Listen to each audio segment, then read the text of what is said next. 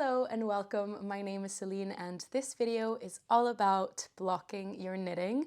Today I'll show and share everything I've learned about the topic since I started knitting around 5 years ago in hopes to hold your hand while you block your knits for the first time. I know how scary blocking can sound. When I started knitting, I refused to block. I think it took me around 4 sweaters before I built up the courage, which to me now sounds outrageous because I block absolutely everything and anything without even thinking about it. Hopefully by the end of this video, you'll be converted into a blocking lover like me. I'll also divide the video in timestamps so that you know what I talk about in each section and you can just directly head to one of them if you're interested in it. In case you have not heard about blocking, it's basically the first interaction that a knit has with water. A question I get asked quite often is to block or not to block, and my answer is and will forever be yes, block it, except for if you're working with paper yarn. But everything else, animal and plant fibers, girl, a good block can really do wonders. The reason you would block a finished piece is to set the fiber into its final form.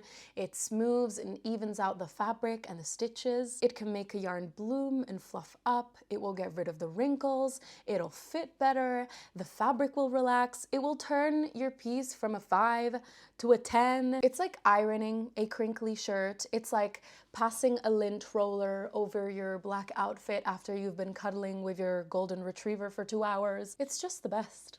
So let's get into it. First things first, materials. The big question is, do you really need all those expensive tools, the blocking mats and the pins? No, you don't. The bare minimum tools that you'll need for blocking are just towels, a flat surface, and wool detergent. If you would like to buy some blocking tools, you can go for blocking mats. 9, I would say, is a good number because that's enough to block a sweater comfortably. And then pins, either individual ones or blocking combs. Before you invest in expensive blocking mats, you may want to consider some alternatives, which can be your yoga mat.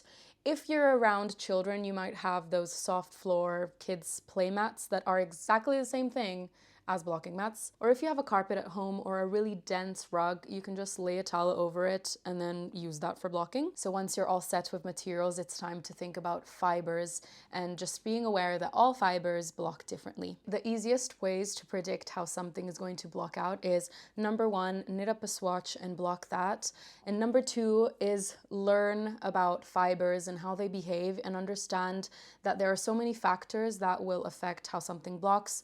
Factors such as tension, stitch, ply, the fiber itself, the color dye, etc., etc. For example, I've been learning everything about wool fibers through this class that I'm taking over on Craftsy, who are the kind sponsors of today's video. Craftsy is basically your online resource for all things creative. It offers classes for a myriad of crafts like photography, knitting and crocheting, of course, sewing, illustration, and more. The class I follow is called Know Your Wool by Deborah Robson, and essentially she takes you through the diversity amongst and within the wool category because not all wool behaves the same. Every wool comes from a different breed of sheep whose fleece have different crimp patterns and then they get spun differently in different mills. So as a result, different wools block differently. Essentially, to predict how a fiber is going to block is to know its origin, creation, and structure. So this class has just enabled me to master that skill, to know about my animal fibers and to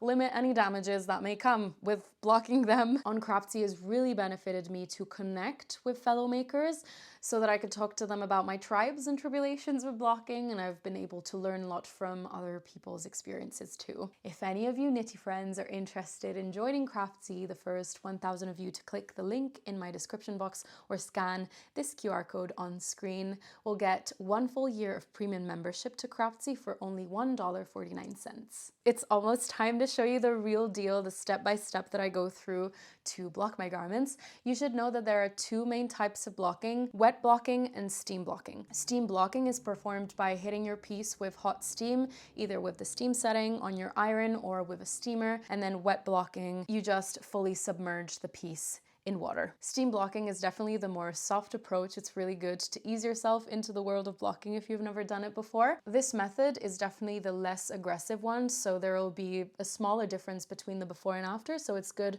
for those pieces that you already really like the shape and fit of, and you just don't want it to change too much with wet blocking. It's great for those really delicate fibers that you'd be terrified to fully submerge in water. If your piece is knitted in more than one color, it is sensible to worry that the darker colors are going to transfer onto the lighter ones. That's also why swatching is essential. So you would knit up a swatch with those different colors and immerse them in water and see whether or not they bleed. If you find that the swatch does bleed and transfer, then steam blocking is a good option to avoid you from any heartache.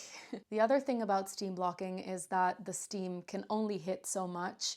It's quite hard for every single fiber to be saturated by the steam, so it evens things out a little bit less. Especially if you're steaming really chunky yarn, the steam just won't get to all the layers of the fabric. On the other hand, wet blocking, in my experience, is the one that will give you a more significant difference between the before and after. It works with most fibers, it really irons them out, and it's because the water just permeates throughout the entirety of the garment. It's not just the surface of the fiber that's being hit, it's just the whole structure that's being saturated. So that means that you'll obtain really good results in terms of smoothness and evenness of the stitch and the fabric. It does wonders for color work. It really helps stretch out the floats and have everything be nice and smooth. Probably the best method to opt for if your garment is too small and you want to stretch it to make it bigger. So yeah, if we look at the effects, it's definitely the more aggressive method, but I don't want you to see that as a negative thing. Personally, when I don't wet block, my pieces remind me of my shriveled plants if I've forgotten to water them, you know, and they just kind of like. And then wet blocking, it literally does that thing where a couple hours later that I watered my plant is just open and luscious again, you know? I guess wet blocking is particularly scary when you're scared of bleeding. I usually put color catcher sheets in my bowl when I'm washing something that's knitted in more than one color. And then it's also scary if you like the size of your garment and you don't want it to stretch. But now let me show you how I wet block to get the most out of it and avoid any damages. Before your piece touches any water, make sure to measure it. If it's a hat, measure the width of the brim, measure the length from the brim to the tip. If it's a sweater, measure the bust circumference, the length from the neck edge, the arm depth, the length of the arm from the underarm to the cuff. Literally any measurement that you can get, take it so that you have the control variable ready. Depending on the size of my garment, I will fill my kitchen sink or a bowl with lukewarm water. Once that is ready, I will put in a few drops of wool detergent. I think wool detergent is the one thing worth spending your money on in this process. I have blocked with normal laundry detergent and nothing has happened, but you honestly never know, so I just don't want to recommend that. I have literally just finished my liquid wool detergent, so I was at the Beautiful Knitters yarn shop the other day and I got the Along Avec Anna wool shampoo, and this is a solid little soap bar. You essentially either scrape some off and then you just put it in the water and have it dissolve, or I think I will just put the whole thing and let it sit for a couple minutes so that then the water can become nice and creamy from it. You'll find that quite a few wool detergents are non-rinse, which means you don't have to wash the detergent out, and this can be quite good because it avoids you from handling your knit too much to avoid felting, which can happen when it's wet. I think non-rinse detergents are amazing for so many different yarns, especially commercial yarns or hand-dyed yarns that have been washed and processed more, whereas sometimes you might have some yarn that's basically just been taken off a sheep's back and put into a hank, so it's full of stuff.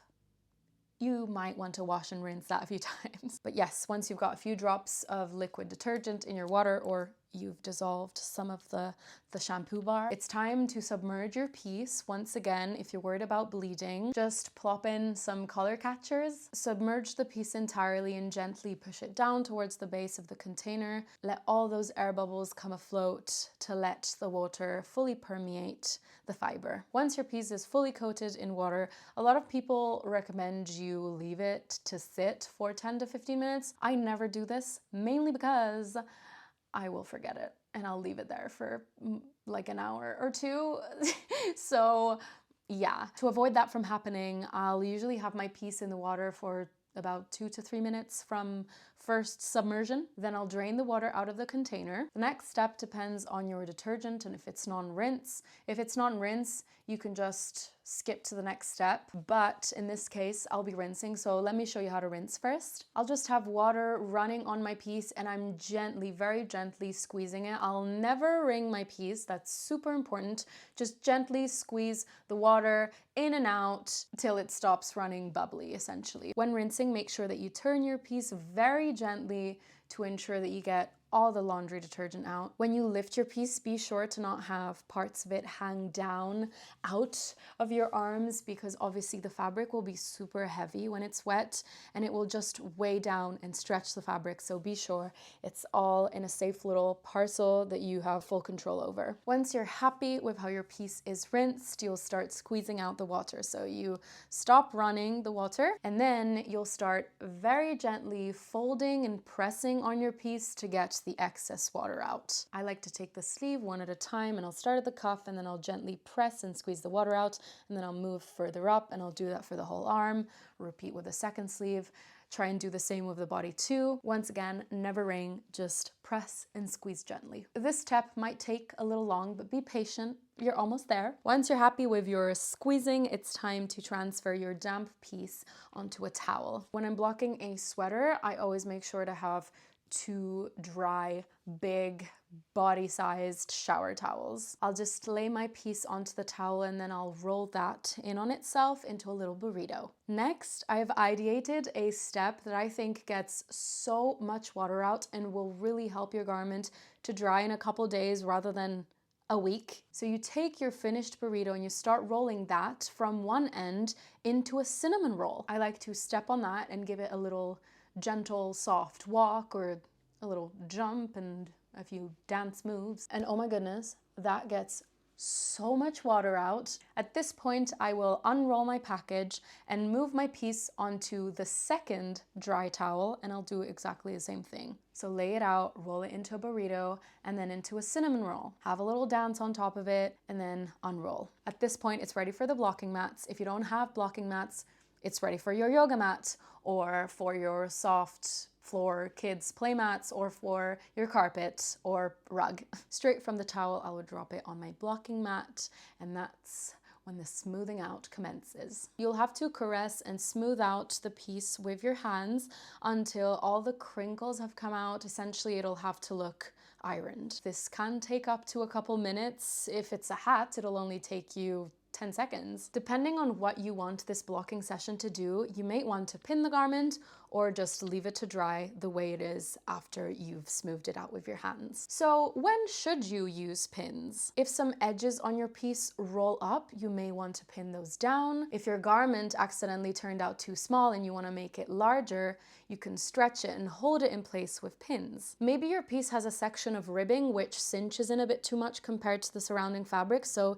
you may want to stretch that and hold that in place with pins. A similar thing can happen when you do color work, where certain sections might come in a little bit too much, so you can just stretch them and pin them in place aligned with the rest of the piece. If you pin the piece, you don't have to pin the whole thing. Maybe the German short rows that you've knitted aren't enough and you want to raise the back of the neck even more. You can do that. You can maneuver the piece and then pin it in place to change the shape a little bit. If you're stretching out your piece a lot, I would recommend using a lot of pins just to avoid the edge of the fabric drying in this manner where it's been pinned. And this is why blocking combs are really good, because that will give you more of a straight line. When you're stretching and pin blocking, always make sure to measure your piece. When I knit my terracotta sweater, my gauge turned out a little bit too tight, so the garment was a little bit too small.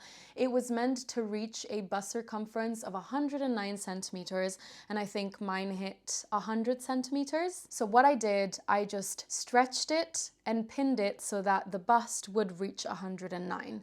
So you always have to measure, and that's how you know that you're stretching it to the size that you want it to. On the length, the terracotta recommends 53 centimeter length for my size. Say I had 50, so what I did is I stretched it to 53 and I pinned it so that I would dry that way. The same thing goes for the arms. If you've knitted them too short, you can definitely stretch them to be longer, but always make sure you know how much you're stretching them.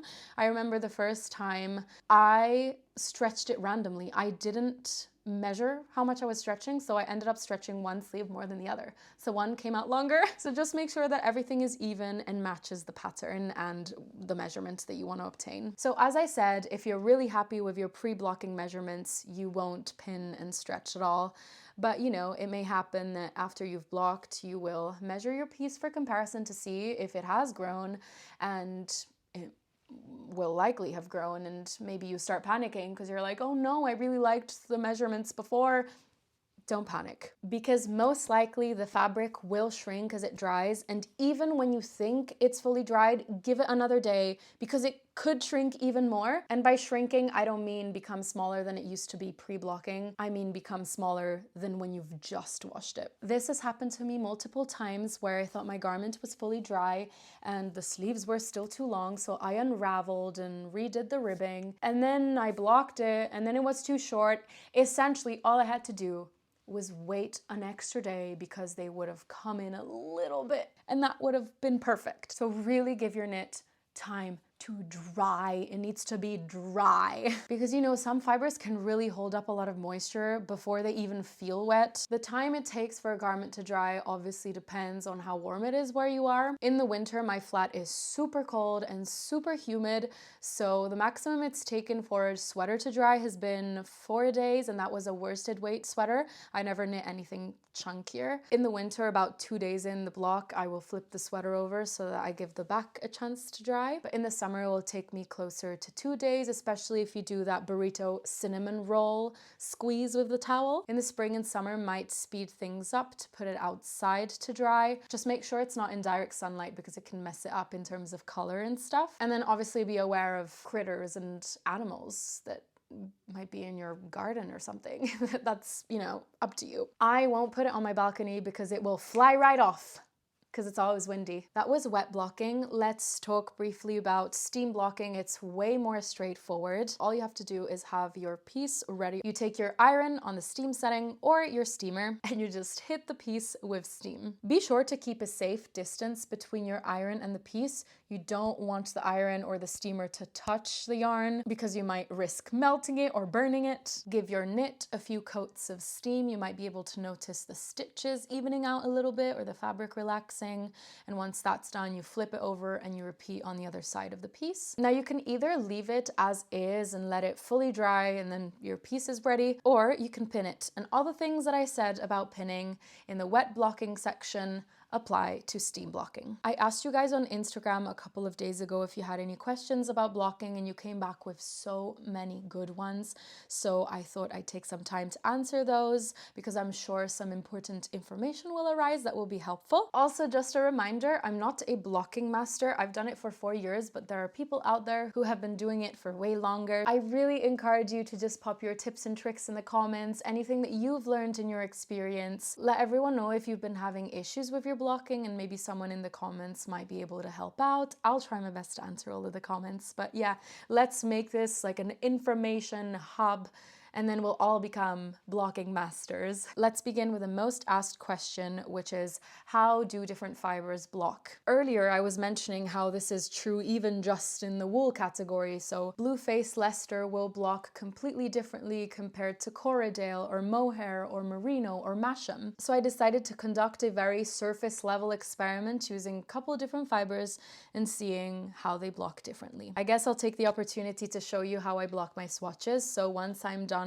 knitting up my swatch, I will measure the gauge because I like to know what it is pre-blocking, and then I will literally just soak it in water, give it a couple squeezes so that I ensure that all fibers are saturated in water. It is sensible to also put the laundry detergent so that you can exactly mimic the blocking that you'll perform on the final piece, just in case the detergent does affect how the fabric turns out once it's blocked. Here you can let it sit for 10 to 15 minutes.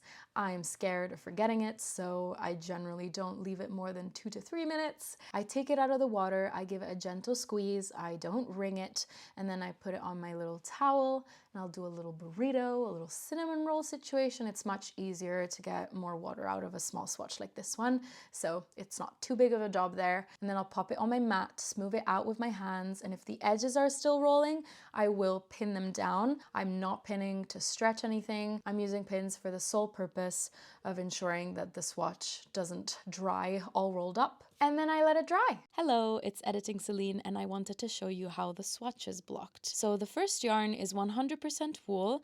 It didn't budge in terms of stitch gauge, however it did grow lengthwise as the 32 rows before blocking stretched to 28 post-block. This yarn is actually a good example of how sometimes to smoothen the production process, a fibre will be coated in spinning wax, which generally stiffens the fabric. So once you've finished knitting, you want to get rid of this wax, and you can do that simply by blocking. The wax just melts off in water on its own.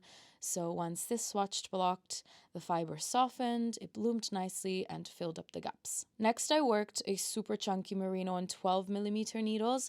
This one grew by 1 stitch, and notice how the sides are bulging a little. The fabric wanted to grow, but it was held back by the cast on and bind off, which aren't as stretchy as the stockinette fabric. Maybe without those, it might have grown even more. Because I was curious, I used the same yarn for a second swatch on 9mm needles instead, and the stitch gauge only grew of half a stitch, and this is less compared to the growth we saw in the previous swatch made with the same yarn but bigger needles. And this is just to show how something as simple as fabric density can change the effects of blocking. So here the fabric is denser, the stitches have more to hold on to, so they stretched less as a result. Swatch number 4 is a worsted weight 100% wool yarn. This one grew by 1 stitch while the row gauge stayed the same. I wanted to see what would happen if I held it with a mohair, and the growth was only of half a stitch. Since the silk core in the mohair isn't particularly stretchy, it gave the wool some structure and something to hold on to, so there was less growth in swatch number 5 compared to number 4, where mohair wasn't present. Also, you can't see it in the photo, but the mohair fluffed up so beautifully after blocking and generally resulted softer. Swatch number 6 was quite interesting. I used a 100% cotton yarn, and the stitch gauge grew by 2 stitches, but that horizontal growth actually took away from the length. It was at 30 rows before blocking, and then it shrunk to 32.5 after blocking, so essentially the row gauge is compensating for the growth in width. Lastly, since I didn't get a chance to knit any other swatch, I'll be using some footage by my friend Stefania. She's the Knitting Shura on Instagram, and this is a video she shared on her broadcast channel showing how cables change with blocking. The video speaks 1,000 words. Blocking just completely brings out the magic out of this braided fabric. Next question, how come my sample behaves different than the finished garment after washing? I can think of 2 reasons. So the first one being that a sample is only this big, there's not much fabric, not much weight there, whereas a whole garment has a lot of fabric and so it weighs on itself. So all that fabric being pulled out from different directions in your finished piece can definitely cause the differences compared to your swatch. The second possible reason could be that you've knit your swatch flat and then your piece in the round. This could cause differences if you tension the yarn differently when you knit and purl. So for example, my purls are way looser than my knits. If I knit a stockinette fabric flat, it means I'll be purling, and so the gauge overall will be slightly looser than if I were to knit stockinette in the round, where it only involves knits. And since my knits are tighter, my gauge is going to be tighter as a result. The way I tackle this issue if I know that I'll be knitting something in the round is that I need to swatch in the round as well.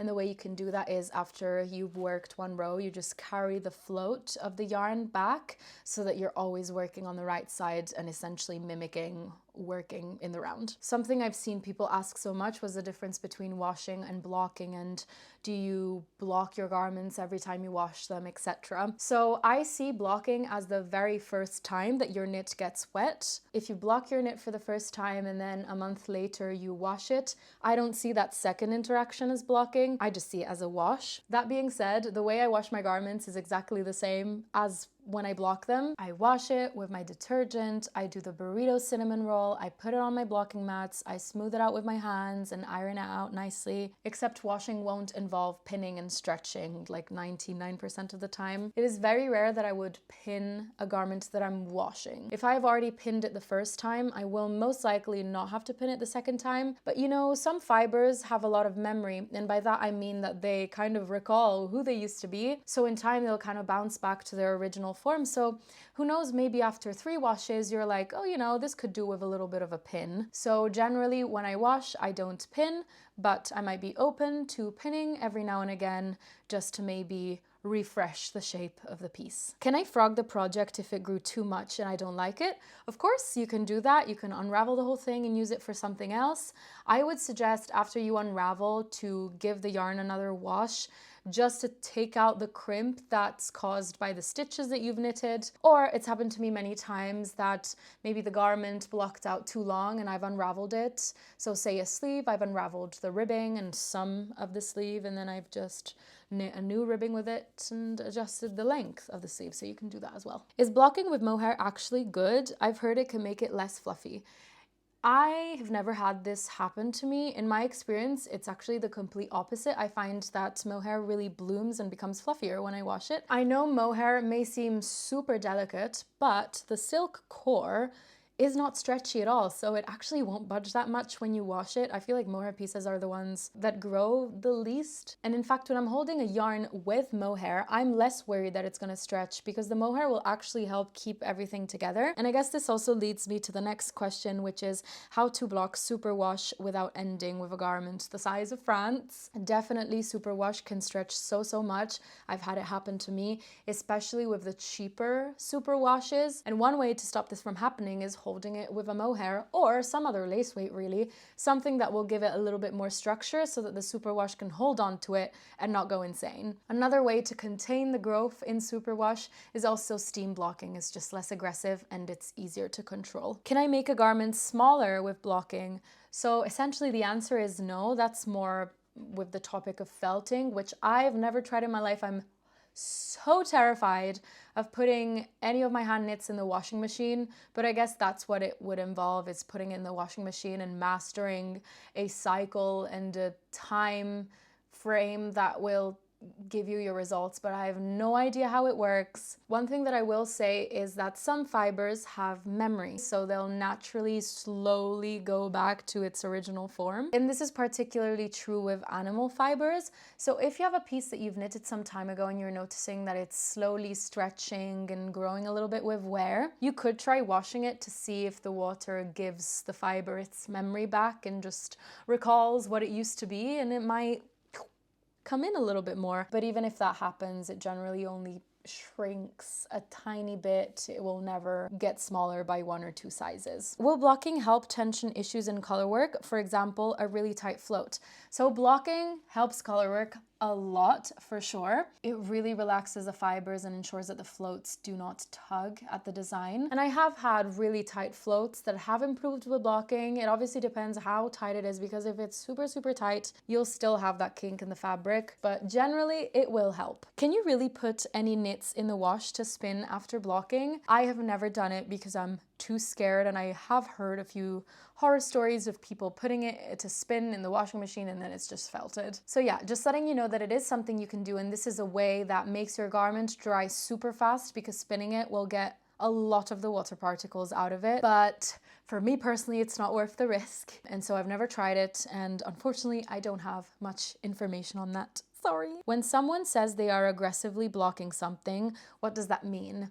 It means that they're really stretching the fabric, sometimes beyond its possibilities. How far should I stretch out a garment when blocking, and how much is too much? How to tell when you may be overstretching to make up for gauge issues. This one's hard to explain, but for me the indicator is just the stitch doesn't look like it should anymore, and it really changes the density of the fabric and it just blatantly looks too stretched. Next, how to block if you're a loose knitter. I knit very loosely and I'm always scared it will be too big. So the fact that you're a loose knitter shouldn't really matter. And I'll give you an example. So let's pretend you and I are knitting the same garment from the same pattern with the same yarn. I'm a tight knitter and you're a loose knitter. Both of us are gonna have to hit the same gauge, so I'm probably gonna use a bigger needle than you just because I knit tighter, and you're gonna need a smaller needle than me because you knit looser. Despite our different situations, we both ended up with the same fabric with the same density, and it doesn't really matter what we did to get there. So in this situation, the fact that you're a loose knitter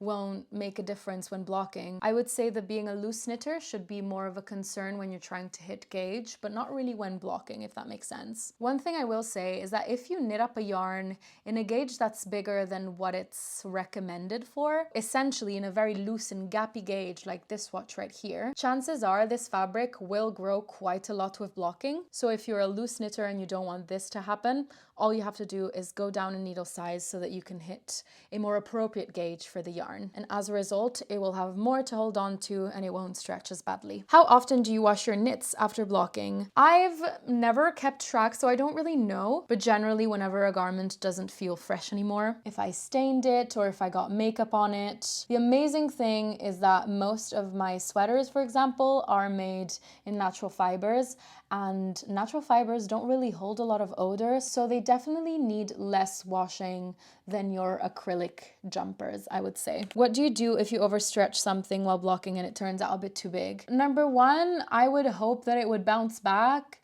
Number two, I would just avoid stretching it to begin with. Prevention is key here. If you're unsure, only stretch it a little bit. And if you find that you want it bigger, you can always block it a second time. And always measure everything so that you know how much you're stretching stuff. What to do if blocking stretches or flares out the bottom of a sweater at the ribbing?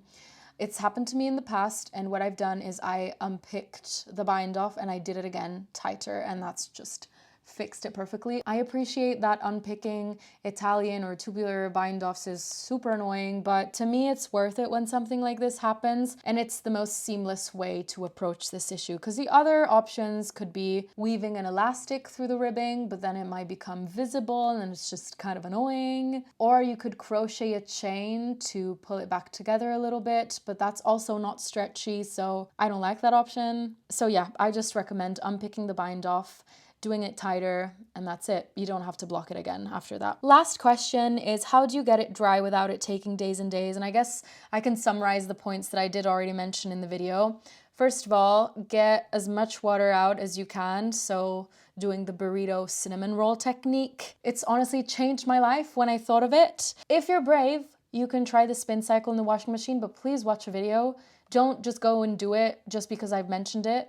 You must watch some tutorial on YouTube to prevent chaos, yeah? It will help make it dry faster if you leave your windows open. It helps if it's warm, but I understand that some of us cannot control the weather. And lastly, flip your piece over to ensure that it gets to dry on all sides. I think that is it. You should be ready for blocking now. I hope I haven't left too much out. Please let me know in the comments if you've got any other tips and tricks or anything to add to everything I said. Let me know if you have more questions about blocking or any stories that you'd like to share with everyone. As always, let me know what's currently on your needles and what you're gonna block next. It was a pleasure to share everything I've learned in the last couple years with you. I have really appreciated your company today. Thank you so much for sticking till the end of this video. I will leave my Instagram on screen in case you'd like to follow my creations more in real time. I will say bye for now, and I hope to see you in the next video.